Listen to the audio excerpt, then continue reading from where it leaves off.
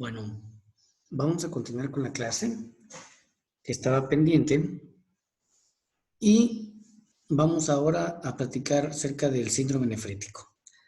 Recordemos que este módulo que estaba pendiente hablar acerca de los síndromes glomerulares. Son 5 los síndromes que estamos viendo. El síndrome nefrítico que ahorita vamos a platicar, glomerulonefritis rápidamente progresiva, la glomerulonefritis crónica y la hematuria. Vamos ahora a hablar del síndrome nefrítico. Totalmente diferente, ¿verdad?, al síndrome nefrótico. El síndrome nefrítico, lo que lo caracteriza es una tríada que es hematuria, macroscópica, hipertensión y edema.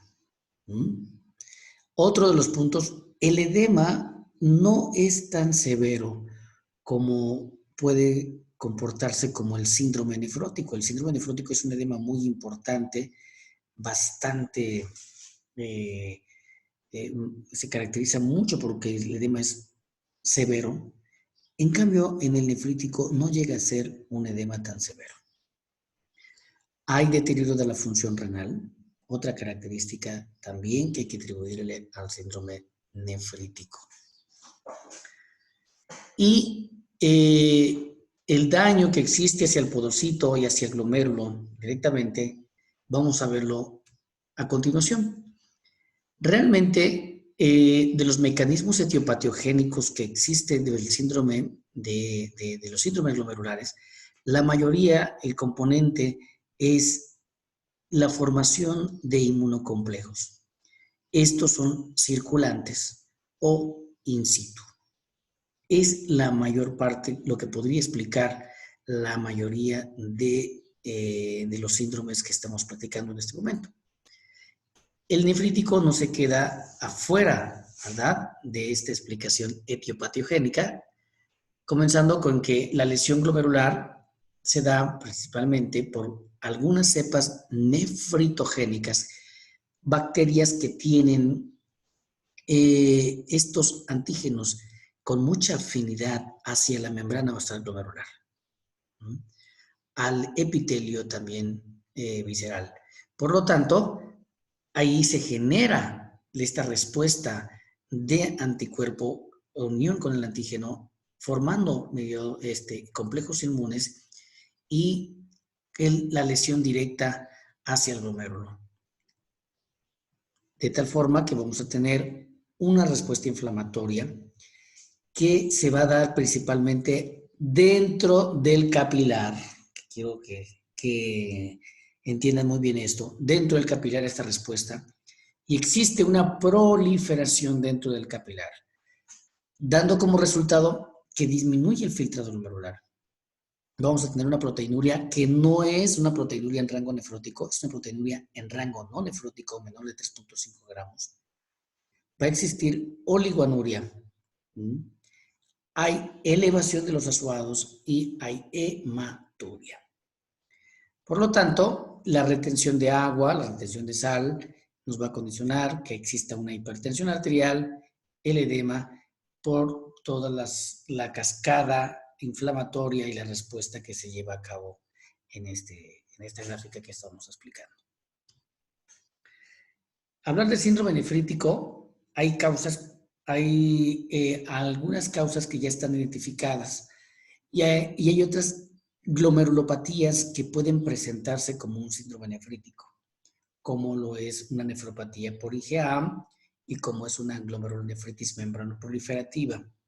Sin embargo, causas secundarias como el lupus, el púrpura de Guillain-Barré, y aquí resaltamos que esta patología, que es la glomerulonefritis postestreptocócica, es la más representativa, el modelo ejemplar del síndrome nefrítico. Entonces, vamos específicamente a hablar de una postestreptocócica, porque hablar de una postestreptocócica es estar hablando de que me va a generar un síndrome nefrítico, una posinfecciosa. Entonces, el hablar de una posinfecciosa, podemos ver aquí de que existen ciertas bases para el diagnóstico, ¿verdad? Ya lo habíamos comentado, tendríamos que tener una proteinuria endonefrótica, tenemos que tener una hematuria, que generalmente el adolescente o el niño, que se presenta principalmente en niños, primero tienen una hematuria marcada. Entonces la mamá refiere de que este pequeño ha tenido una hematuria y que a la semana o a las 2 semanas empieza a presentar retención de líquidos. Y generalmente antecede a un cuadro de faringitis o de impétigo, una infección de piel o una infección de garganta. Entonces, el paciente realmente tiene que tener este antecedente para que pueda presentar posteriormente un síndrome nefrítico. Está causado por infecciones y el agente etiológico viene siendo principalmente el estreptococo beta hemolítico del grupo A. Y volvemos a lo mismo de que se va a manifestar después de una faringitis o impético, de 1 hasta 3 semanas después del cuadro infeccioso. Los niveles de complemento están en la posinfecciosa bajos, principalmente la vía alterna, que es la que se activa, y es el C3 que se encuentra disminuido. Cuando nosotros solicitamos medir los niveles de C3, vamos a encontrarlos bajos. Cuando la enfermedad se autolimite y el paciente se recupere, regresa el valor de C3 a su normalidad. También vamos a encontrar las antiestreptolicinas elevadas, y en un nefrítico, en la mayoría de los casos, existe deterioro de la función renal. Si nosotros a este paciente, y llegamos a hacerle una biopsia de riñón, ¿cuál va a ser el patrón característico histológico que vamos a encontrar? Bien, aquí hablamos de que una de las características de la microscopía electrónica es los depósitos de estos inmunocomplejos que mencionamos, que se aglomeran todos estos inmunocomplejos y están bajo del epitelio visceral y formando unas jorobas. Esa es una de las características patognomónicas de una posinfecciosa, por si vienen en la pregunta del examen. ¿Qué característica histológica esperan encontrar? Unas son las jorobas, y también en una microscopía de luz, con tinción de hematoxilina eosina o PAS, vamos a encontrar una proliferación endocapilar difusa. Bien, pues no hay un tratamiento específico como tal para una posinfecciosa, que como en las anteriores que hemos comentado, pero recordar de que al momento de resolverse el proceso infeccioso, yo creo que en ese momento se resuelve y ya todo el paciente vuelve a su normalidad. Entonces, es importante entonces el tratamiento antimicrobiano específico de los cultivos, ¿verdad?, de que pueda arrojar, en este caso, el enfermo.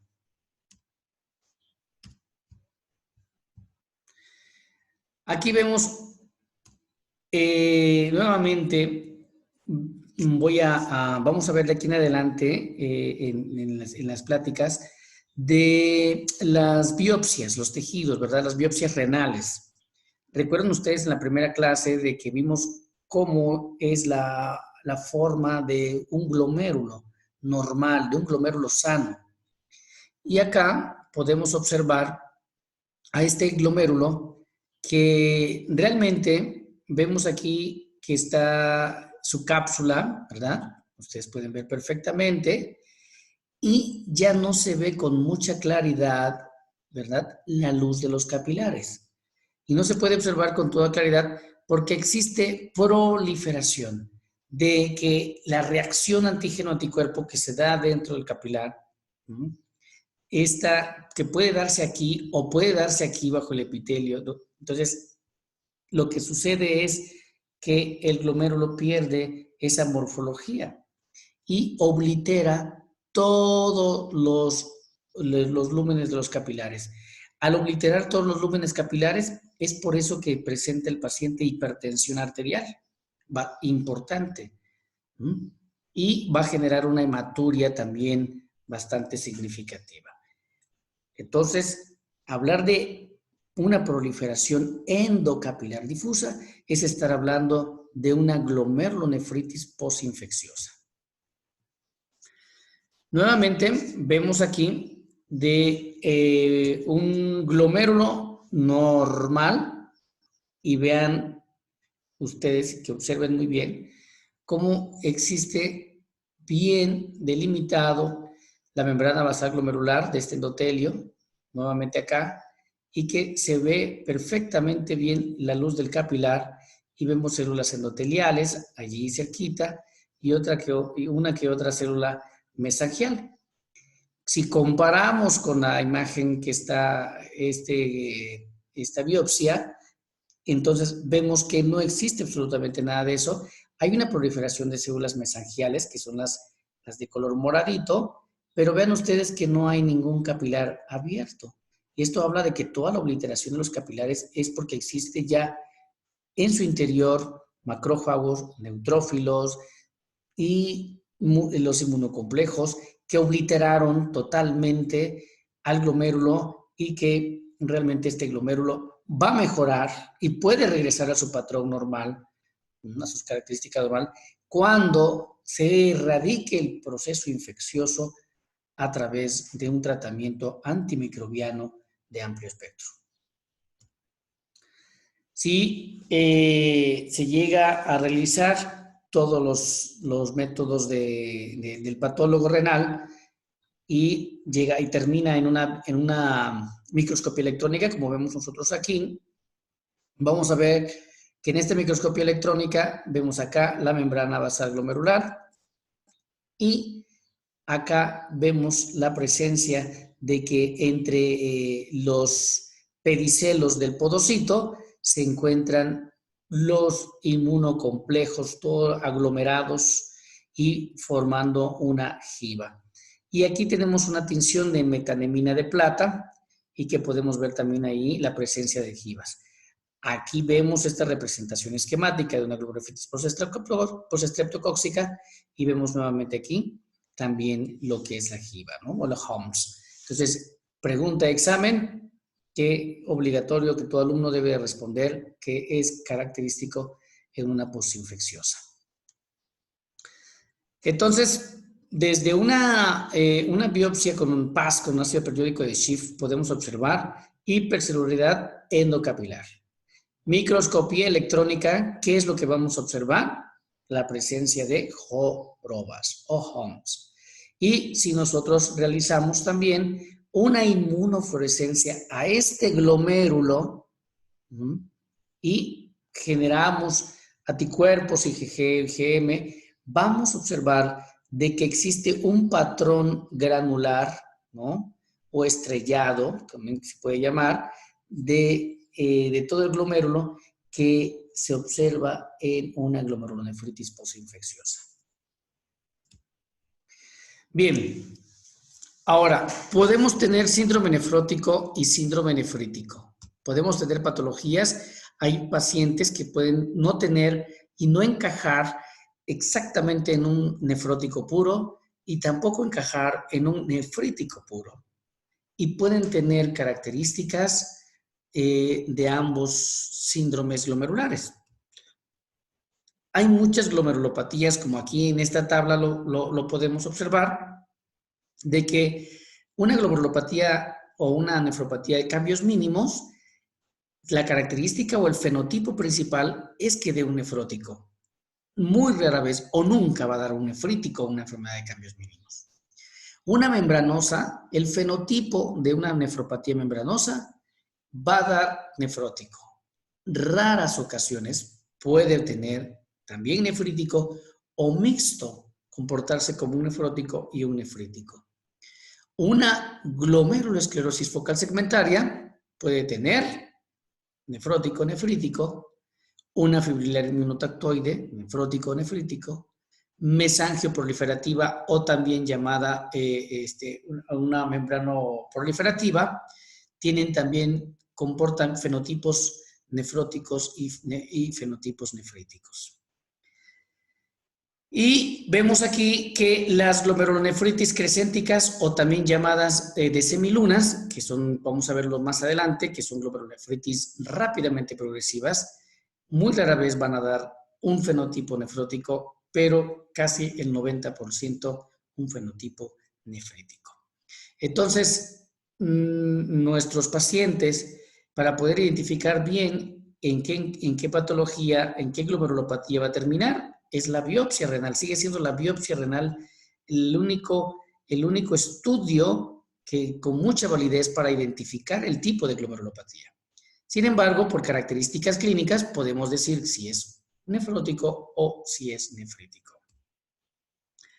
Con esto también podemos decir que de acuerdo epidemiológicamente a la presentación, en la edad de que se presentan estos casos, podemos orientarnos en que si tenemos un nefrótico en un menor de 15 años, seguramente es que tenga uno de cambios mínimos, ¿no? Si tenemos un nefrítico en una edad menor de 15 años, bueno, podría tener una mesangiocapilar o una nefropatía por IgA. Si el rango de edad oscila entre 15 y 65 años, el síndrome nefrótico podría deberse a una nefropatía membranosa. Nunca vamos a pensar una de cambios mínimos en un rango de edad ya de 15 a 65. ¿No? Y importante que en este rango de edad todo pudiera ser lupus. El lupus se puede presentar, es la única enfermedad que puede presentarse como una nefropatía por IgA, como una focal segmentaria, como una rápidamente progresiva, diferentes patrones de síndromes glomerulares. Se puede presentar el lupus y puede dar cualquier otra glomerulopatía de las que mencionamos anteriormente. Y en los adultos mayores, más de 65 años, siempre pensar de que un nefrótico pudiera deberse al depósito de cadenas ligeras, beta-amiloides, como es la amiloidosis, y pues obviamente hay que pensar también en glomerulonefritis rápidamente progresivas. Bien, vamos a ver ahorita otra glomerulopatía, que es la membrana proliferativa. Vamos a la membrana proliferativa, puede darnos un nefrítico o puede darnos un nefrótico, pero la mayoría de veces se presenta como un nefrótico. Pero vamos a hablar de esta patología como una de las que pudiera presentarse aunque pueda tener ambas características. Y bien, la membrana proliferativa, también llamada mesangiocapilar, es responsable del 7 al 10% de todos los casos de glomerulonefritis confirmadas por biopsia. También se presenta en niños y en adultos jóvenes y se caracteriza principalmente en la biopsia renal porque hay un aumento de la celularidad del mesangio. Hay una hipercelularidad mesangial. Esta proliferación es endocapilar y aumenta el matriz con engrosamiento de capilares, lo que se puede observar con mucha claridad que hay una imagen de doble contorno en esta patología. El mecanismo etiopatiogénico viene siendo también igual por inmunocomplejos, que son inmunocomplejos circulantes, y la activación, existe una activación o una respuesta anómala del sistema de complemento, tanto de la vía clásica y de la vía alterna, de tal forma que aquí existe, al igual que en la anterior, que es la posinfecciosa, una disminución de C3, pero de manera persistente. Entonces, en la posinfecciosa podemos verlo de forma transitoria, la hipocomplementemia, y aquí es de mayor tiempo. Se subdivide en 3 tipos histológicamente. La 1, que es más frecuente en niños, casi el 90%, y se caracteriza porque hay depósitos de inmunocomplejos en el subendotelio. La 2 es porque existen depósitos densos en la membrana basal glomerular. Y la 3 porque existen depósitos tanto en la membrana basal como depósitos subendoteliales y depósitos subepiteliales y se presenta tanto en niños como en jóvenes. ¿Cuál es la presentación clínica de una membrana proliferativa? Bueno, como mencioné, puede presentarse como un síndrome nefrítico, puede presentarse como un síndrome nefrótico, también puede presentarse como una enfermedad renal crónica de origen no conocido, puede presentarse como una rápidamente progresiva e incluso hasta una hematuria sintomática. Pero para fines académicos, en este momento vamos a decir de que su mayor presentación es nefrótico y en segunda presentación es nefrítico. ¿Existe o no existe deterioro de la función renal? Pues de acuerdo a la presentación, si existe, se presenta en una membrana proliferativa como nefrótico puro, no existirá deterioro de la función renal, pero si se presenta como un nefrítico, es casi obligatorio de que va a tener un deterioro de la función renal. El nivel de complemento siempre será bajo. Aquí vemos que esta es la clasificación antigua que se tenía de una membrana proliferativa en los 3 tipos. La 1 y la 2, que anteriormente se conocía la 2 como una enfermedad de depósitos densos, y la 3. Esta clasificación obviamente que estaba orquestada por la biopsia, porque de acuerdo a la microscopía óptica, ¿qué podíamos encontrar? Proliferación mesangial con duplicación de la membrana basal glomerular.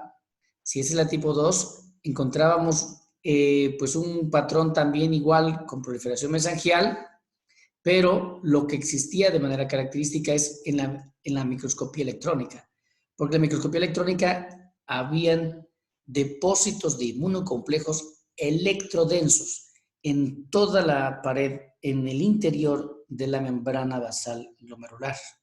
De tal manera que estos depósitos intramembranosos venían y separaban la membrana basal glomerular y la partían totalmente, la dividían y en el interior de la membrana basal glomerular llegaba también a proliferar células mesangiales. Entonces, también el tipo 2 por eso se le llamó enfermedad de depósitos densos, porque se encontraban todos estos inmunocomplejos en el interior de la membrana basal glomerular. Y encontrábamos principalmente el C3 disminuido, que hablaba de una respuesta anómala de la vía alterna del complemento. La tipo 3, pues existía lo anterior, ¿verdad? También existía lo anterior. La diferencia es la inmunofluorescencia, porque la inmunofluorescencia existía pues una negatividad de inmunoglobulinas, no había un patrón positivo acerca de inmunoglobulinas y en ocasiones podía encontrarse C3, pero en la inmunofluorescencia aquí sí se podría encontrar. Actualmente, la clasificación es de que 1 y la 3, antes llamada enfermedad de depósitos densos, ahora la llamamos como una glomerulopatía C3, porque siempre existe la alteración de la vía alterna del complemento. La 1 y la 3 únicamente es la alteración en la vía clásica. Aquí podemos observar en este esquema que vemos aquí un capilar glomerular totalmente normal con su membrana basal glomerular, su podocito y los pericelos. Y vemos aquí su célula endotelial y aquí vemos una célula mesangial. En esta siguiente figura vemos ahora que está esto teñido de oscuro, de color negro, y vemos que estos son todos los depósitos intramembranosos de todos los inmunocomplejos que se depositaron allí, y a la vez la alteración que existe cuando la cascada de estas proteínas de la vía del complemento se disminuye. La microscopía electrónica representa exactamente lo mismo, todo el engrosamiento de los depósitos electrodensos de esto, y al ver esto el patólogo renal nos va a informar y decir el paciente que enviaste, el tejido, tiene un patrón de una membranoproliferativa. Tiene una glomerulonefritis membranoproliferativa y de acuerdo a esto nosotros procedemos a darle tratamiento al paciente. Nuevamente aquí vemos en una microscopía de luz, engrosamiento nada más de la pared del capilar y podemos observar aquí los depósitos densos y también en una microscopía electrónica, una inmunofluorescencia, vemos que cómo se intensifica la fijación del complemento, principalmente el C3. Si nosotros hacemos una tinción con metanamina de plata, podemos, igual como hay un patrón lobulado del penacho glomerular. Vemos aquí que todo el glomérulo ya no se ve su conformación regular, sino que están separados. Aquí existe un lóbulo, luego existe el otro, luego existe el otro, y la lobulación de un glomérulo, pues esto habla acerca de que ya estamos ante una glomerulonefritis membranoproliferativa y también acerca del engrosamiento de la membrana basal. En una tinción de metanamina de plata también se ve la imagen en doble riel, ¿no? Que es característico. Esto es característico porque lo que les explicaba en una de las diapositivas previas es de que hay una separación de la membrana basal porque existe, se separa porque se está introduciendo todos los inmunocomplejos y esta imagen se llama imagen en doble riel. Acá en esta tabla comparativa vemos de los 3 tipos de membranoproliferativa que hay. La tipo 2 está asociado en el 80% de los casos con un factor nefrítico, un C3. Y por eso encontrar siempre C3 bajo de manera persistente es estar hablando de una membranoproliferativa tipo 2. En la 1 y en la 3 existe hipocomplementemia, sin embargo, no en el mayor porcentaje, pero sí en el 50% de los casos podemos encontrar hipocomplementemia C3. ¿Cuál es el tratamiento de esta enfermedad llamada membranoproliferativa? Pues es dar el tratamiento de soporte como un nefrótico o como un nefrítico. Si hay edema, hay que dar diuréticos, restricción de líquidos, si hay hipertensión, antihipertensivos, ¿no? Prácticamente en eso va dirigido el tratamiento de soporte del paciente con membranoproliferativa. Buscar siempre la causa, generalmente puede estar asociado a un lupus, a un virus de hepatitis B, a un virus de hepatitis C. Si es primaria, generalmente la membranoproliferativa tiene buenas respuestas con pulsos de metilprednisolona y podemos tener un tratamiento de mantenimiento con prednisona con 1 miligramo por kilo. Ciclofosfamida y micofenolato, pues son terapias alternativas de segunda o tercera línea en el caso de membranoproliferativa. Aquí es importante de que aquel paciente, ¿verdad?, que llega a tener una membranoproliferativa, existe siempre en estos pacientes una recurrencia del trasplante.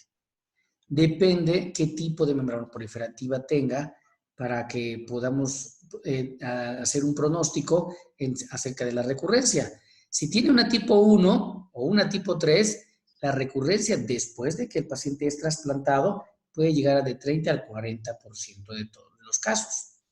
Pero si el paciente tiene una membranoproliferativa tipo 2, que es la enfermedad de depósitos densos, el 100% de que va a volver a tener este paciente nuevamente una membranoproliferativa. Entonces la recurrencia es del 100%. El pronóstico no es muy bueno en una membranoproliferativa. Generalmente a los 5 años del diagnóstico de esto llegan a evolucionar el 50% de nuestros pacientes o más a una enfermedad renal crónica. Y cuando el paciente llega a un estadio ya avanzado, realizar la biopsia renal pues viene siendo ya un poquito ya no contraproducente porque no es recomendable realizar la biopsia en una etapa ya avanzada o terminal. Es importante hacerlo en etapas tempranas de la enfermedad.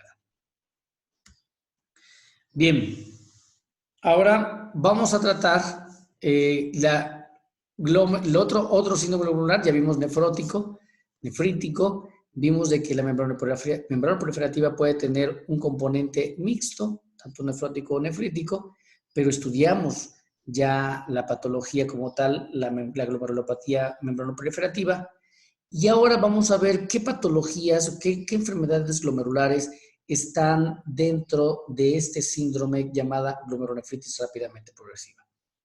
Como ustedes pueden ver, el título, ¿verdad? Ya de este síndrome glomerular dice rápidamente progresiva, y de todas, esta es la más agresiva. Esta es la que tiene mal pronóstico y tiene un inicio súbito y es muy catastrófica. Estamos hablando de que las vasculitis representan dentro de este síndrome glomerular. Y puede ser desde una granulomatosis con poliangiitis, anteriormente llamada granulomatosis de Wegener, poliangiitis microscópica o una enfermedad de Churg-Strauss, por mencionar algunas de las que pueden representar una rápidamente progresiva. Entonces, siempre que vean ustedes un paciente con un deterioro de la función renal demasiado rápido, que existe un síndrome nefrítico aquí que se presenta muy similar que una rápidamente progresiva, vamos a pensar que existe allí una vasculitis. ¿Por qué otra de las determinaciones, el decir rápidamente progresivas, es hablar sobre glomerulopatías con proliferación extracapilar o presencia también de crecientes celulares? Recuerden que la proliferación de cuando existe el proceso inflamatorio puede ser dentro del capilar, llamaremos proliferación endocapilar, que lo único que provoca esto es una posinfecciosa, o una vasculitis que puede dar como resultado una proliferación fuera del capilar. Y esa proliferación lo da aquí, en el epitelio visceral.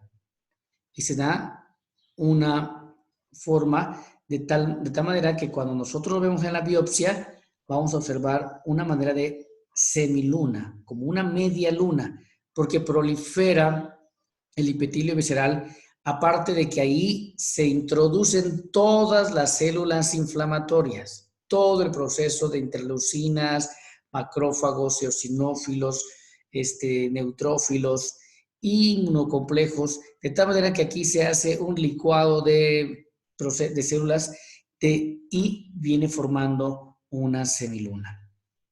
Aquí la semiluna puede estar en un solo polo, en una forma, o puede incluso englobar todo el glomérulo y se puede dar la impresión de que el glomérulo queda muy pequeño, ¿verdad? Todo el ovillo capilar queda muy pequeño, pero esto es más que nada porque crece demasiado el epitelio visceral. Existe este crecimiento porque puede formarse con una, con dos o hasta más capas de células en el espacio de Bowman. El espacio de Bowman prácticamente desaparece el espacio de Bowman. Por eso ahí es donde forma la media luna. Entonces, hablar de proliferación extracapilar, estar hablando de una glomerulonefritis rápidamente progresiva. Bien, en esto entonces existe una lesión renal aguda. Es una lesión de manera súbita que puede empezar y incluso hasta meses. El sedimento urinario es inflamatorio, es de un patrón nefrítico. Existe también retención de líquidos, hipertensión. Les vuelvo a decir, puede también tener el fenotipo de un síndrome nefrítico, totalmente de acuerdo, puede tener un síndrome nefrítico. La diferencia entre el nefrítico y la rápidamente progresiva es de que la rápidamente progresiva, cuando existe la formación de semilunas, prácticamente es irreversible, ¿no? Entonces, en un patrón nefrítico, puede existir la posibilidad de que se recupere a través de tratamientos antibióticos, pero en un patrón en donde existen ya semilunas, ese glomérulo ya está perdido, no se puede recuperar en la mayoría de los casos. Ya queda prácticamente, son semilunas fibrosas y no hay forma de recuperación. Pues es entonces, pero a pesar de que puede ser poco frecuente lesión renal aguda, en las ocasiones que lo da, se presenta de manera muy agresiva. En los adultos es entre el 5 al 6% que se llegan a presentar, del 12 al 15% en niños. Las vasculitis es la que reina en este síndrome glomerular de rápidamente progresiva. Y otra de las que podría mencionar aquí, que también está metido en todas partes, que es el lupus, está metido en todos los síndromes glomerulares, es la que pudiera enlistar como segunda causa de las que condicionan una rápidamente progresiva. Principalmente las vasculitis de pequeños vasos asociadas a ANCAs que se dan en los adultos mayores con un pico máximo entre 65 y 75 años. Va a predominar mayor en hombres que en mujeres, con una relación 2:1 y es menos frecuente en la raza negra. Aquí existe una clasificación, aquí en esta tablita observamos una clasificación de las glomerulonephritis rápidamente progresivas, pero es de acuerdo a su mecanismo etiopatiogénico. Y vemos aquí y el patrón serológico. La tipo 1 nos habla de que existe únicamente anticuerpos contra la membrana basal glomerular, ¿no? Y esto se da en un 10 a un 20% de los casos. Y hablar de que no existen anticuerpos anticitoplasma. Voy a adelantarme una diapositiva para que me puedan entender un poquito y luego regresamos. Hablar de los anticuerpos anticitoplasmáticos pueden ser de dos tipos, como es C-ANCA, que tienen anticuerpos proteinasa 3, o pueden ser anticuerpos P-ANCAs, que tienen anticuerpos mieloperoxidasas. Entonces, si tenemos ANCAs positivos, habla de que estamos ante una patología llamada granulomatosis de Wegener, y si tenemos un P-ANCA, habla de que tenemos una poliangitis microscópica o un síndrome de Chord-Strauss. Ahora, aquí vamos a esto. Un síndrome de Goodpaster, que es la enfermedad que representa a un tipo 1 de glomerulonephritis rápidamente progresiva. Entonces, aquí vamos a decir que exclusivamente hay anticuerpos contra la membrana. Y la membrana basal tenemos tanto en el endotelio capilar del glomérulo y también a nivel pulmonar. De tal forma de que un síndrome de Goodpaster puede dañar al riñón y puede dañar al pulmón, dando también un síndrome llamado riñón-pulmón. En la inmunofluorescencia, el patrón es siempre lineal y por eso este es el mecanismo del tipo 1. El tipo 2 existe realmente lo que venimos platicando, que es siempre una glomerulonefritis mediada por complejos inmunes. Hablar de una glomerulonefritis por complejos inmunes es siempre recordar el lupus. El lupus eritematoso es quien nos da también la formación de complejos inmunes con una hipersensibilidad tipo 3 entre todos los mecanismos inmunológicos que conocemos nosotros de respuesta. Y se presenta de un 40 a 50%. No vamos a encontrar entonces, esta es la más importante, la tipo 2 es la más frecuente, y no vamos a encontrar anticuerpos antimembrana basal, porque se está mediada por complejos inmunes. No encontraremos a nivel serológico anticuerpos anticitoplasmáticos, porque a la vez el mecanismo etiopatiogénico es diferente. Y cuando nosotros hacemos una biopsia y vemos la inmunofluorescencia, vamos a ver un patrón de moteado fino. ¿Cuáles otras enfermedades pudieran representar a una glomerulonefritis rápidamente progresiva tipo 2? Enfermedad de Berger, una nefropatía por IgA, una mesangiopatía capilar tipo 1, tipo 2. La membranosa es muy raro que nos pueda dar con una presentación tan agresiva. Recuerden que una membranosa siempre cuando piensen en membranosa, es síndrome nefrótico puro. ¿Y qué otras enfermedades sistémicas nos podría dar una rápidamente progresiva tipo 2? Las postestreptocóxicas, lupus, regulinemia, púrpura de Henoch-Schönlein o otras infecciones, ¿no? Por mencionar algunas. Entonces, esta podría, la más frecuente es la tipo 2. La tipo 3, aquí tenemos que hay ANCA positivo, ANCA-C positivo, y por eso también tiene otra forma que se les llama espausinmune, porque no encontramos complejos inmunes. Y por eso se llama así, de tipo 3. No encontramos complejos inmunes, no hay ningún complejo inmune y el patrón de la inmunofluorescencia no existe, no hay nada, no da positividad para nada. Y aquí encontrar un ANCA positivo, ¿no? Entonces tendríamos la vasculitis de Wegener, un síndrome de Church-Strauss, podrían ser las más representativas para una tipo 3. Entonces, hablar de glomerulonefritis rápidamente progresiva tipo 3, no, la asociación será automáticamente de una Wegener o un síndrome de Church-Strauss, siempre y cuando tengamos ANCA-P o ANCA-C respectivamente, ¿verdad? Si es Wegener o es Church-Strauss. La tipo 4, pues bueno, es la más rara, ¿verdad? Generalmente debe existir la mezcla, es una mezcla entre que tengamos antimembrana basal glomerular y también vamos a tener anticuerpos anticitoplasma, es la mezcla de la 1 y de la 3, esa presentación. El patrón de inmunofluorescencia es lineal y son enfermedades antimembrana basal glomerular. Pero realmente en la tipo 3 es muy raro y podemos decir que es lo que había mencionado anteriormente, es una presentación de un Goodbuster, pero con una extensión al pulmón, un riñón-pulmón, un síndrome riñón-pulmón, siempre y cuando exista también, aparte del daño glomerular, el daño renal, debe existir también un daño pulmonar manifestado por hemorragia pulmonar masiva.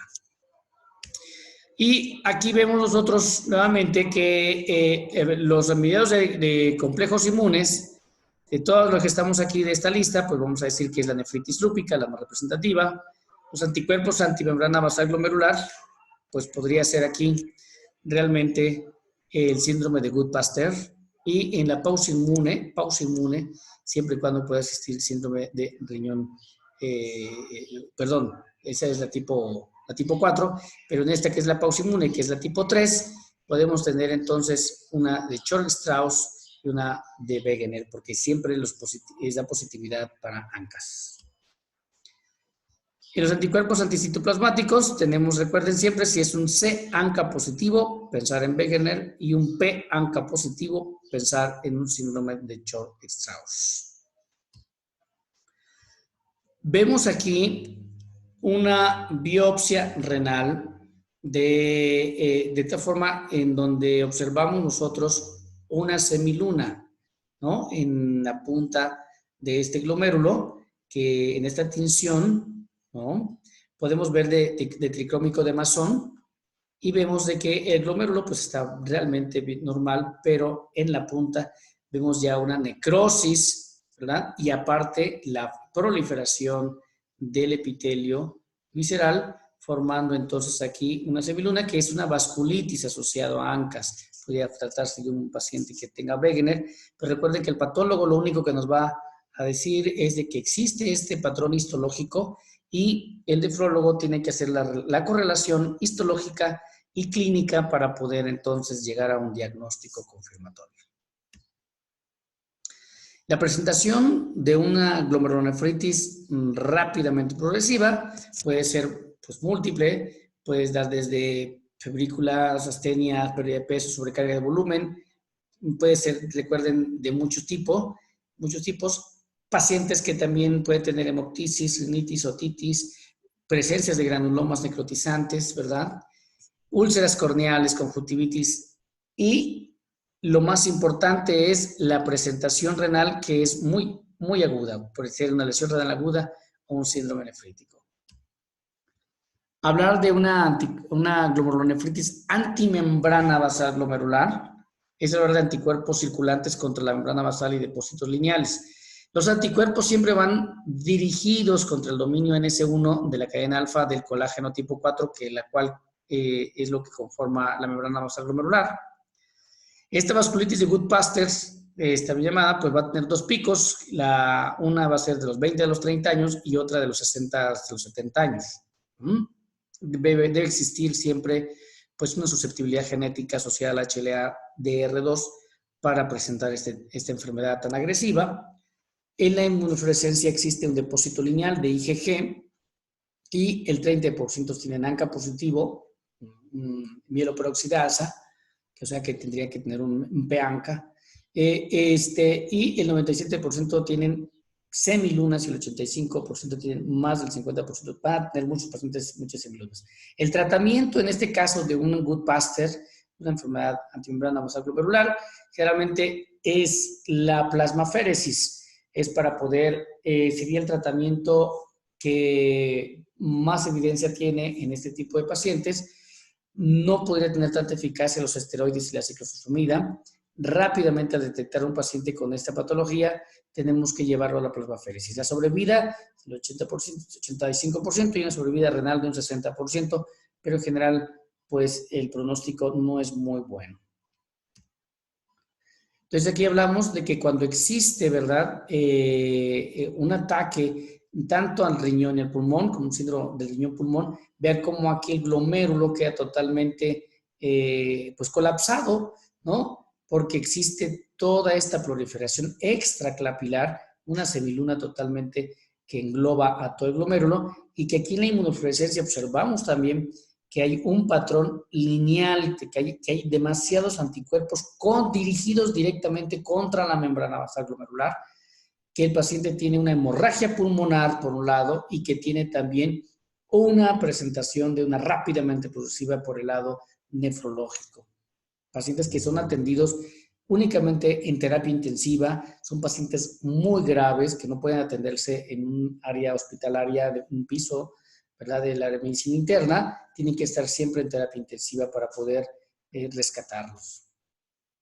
Muchos de estos pacientes pues llegan a ser, vean cómo es el ataque que tienen nuestras propias células de inmunidad contra esto, de que vienen formando pues cavernas importantes a nivel del pulmón y a nivel glomerular se vienen formando unas semilunas importantísimas que la recuperación es muy poco probable y que de todos los síndromes glomerulares, el que menos quisiera, ¿verdad?, tener y presentar es una rápidamente progresiva.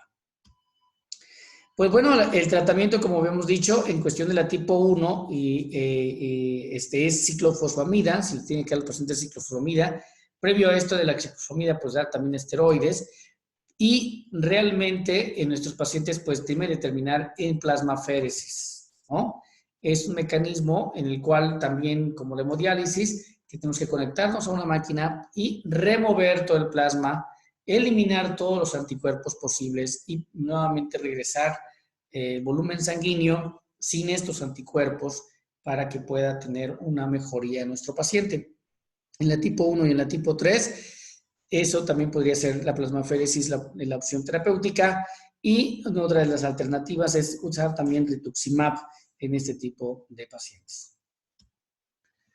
Una glomerulonephritis extracapilar rápidamente progresiva, o como ustedes más gusten llamarle, que viene dando lo mismo, pues es una lucha, ¿verdad?, entre el médico en quererlo rescatar, pero que generalmente, repito, que pues es la muerte también que está en riesgo, ¿verdad?, entre la vida y la muerte del paciente, porque el pronóstico no es muy bueno para este síndrome glomerular.